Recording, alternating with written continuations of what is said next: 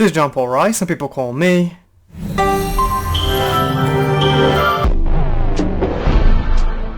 Today, gonna give a quick shout out to Sprocket List. He's been following me on Twitter and here. Thanks for support. Alright, today we got another feel-good video for you guys. If you guys have been following Dark Fate or following me in Dark Fate, it's time to get into the second weekend box office. I've been looking at this story all day, haven't read the full thing, but from what I hear, it's pretty darn bad.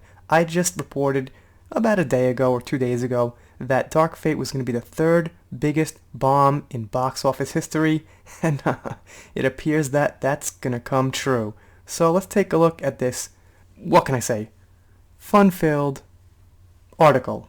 Okay, here it is here. Ouch, Dark Fate had a huge second weekend drop. Basically just meaning the second week box office was absolutely horrible. Let's see what they have to say. Damn, Cineblend has a lot of pop-ups. You suck, Cineblend. Alright, here we go. No thanks, you suck.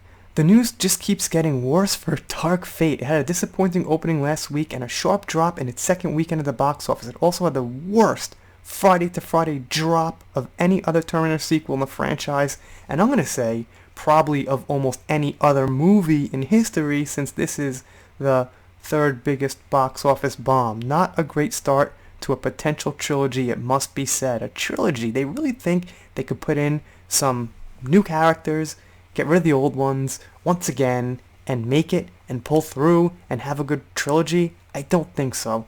Alright, it's not only because, spoilers, gosh darn it, spoilers, it's not only because John got, pushed out of the way, and that Arnold's, not going to be coming back, and Sarah's too old to come back and everything, Linda Hamilton, excuse me. It's also, because it's a rehash of the same story of T2.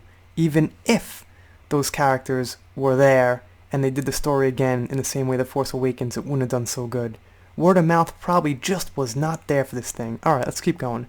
Dark Fate opened last week at $29 million at the domestic box office. According to Forbes, it made only $2.8 million on Friday, November 8th, making a 73% drop from opening day on November 1st. That's the worst for a Terminator Friday opening. But if we're getting technical about it, Salvation decided to open on Thursday and had an 80% drop in its next Thursday. I thought Salvation was decent.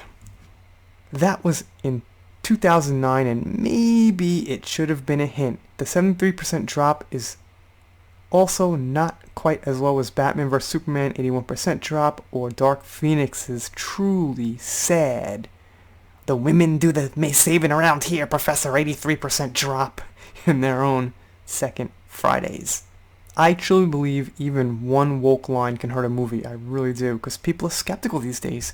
People like me, and I'm not alone, don't want to see political correct stuff and feminism in movies, and even one line can turn me off. Like, I'm not going to give this thing a chance. Don't put some stupid line in an advertisement talking about Dark Phoenix now that says, the women do all the saving around here, Professor. And Professor bows his head, "You beat me." Even though it's complete BS, because X-Men is actually very diverse with men and women, and Jean has always been the most powerful X-Men anyway, and it's a woman. So what are they talking about? But at this point, Dark Fate is only expected to make over $10 million this weekend, which would be a drop of 65% from last weekend. That is pretty big considering Dark Fate only started with $29 million opening weekend, hence the third biggest bomb in the box office ever. To go back to Salvation, that movie opened at $42.5 million 10 years ago. Not like that bad, pretty bad, but not like 29. So, alright, I'm done reading here. They're going to go into Salvation, things like that, T3, but we got the gist of this here. Basically, the movie is a complete bomb. 73% drop. That's about all the facts I could give you guys. We've been through here why I think it bombed harder, and that's because people like me heard about the John Connor scene and will not see the movie, especially in the theater, and I don't even want to see it at all. I just don't want to see that scene. So I can't sit here and be critical about how this character worked, how that character worked. I have a pretty good idea. I've talked to a lot of people who have seen it. I've read a lot of reviews, watched videos on it, so I have a good, consensus of what I think I'd agree was bad. Like my buddy John Matrix said, the scene at the end with Danny in the future was atrocious, terribly acted, and me and John are like 95% on movies, so if he didn't like that, I probably didn't like that. So when I hear from people like that about how bad it was, I could talk about a few things on a fundamental level of being bad. As far as details, I don't know. I'm sure there's some good things. I heard Grace was good. I'm sure she is. Mackenzie, as an actress, looks pretty good.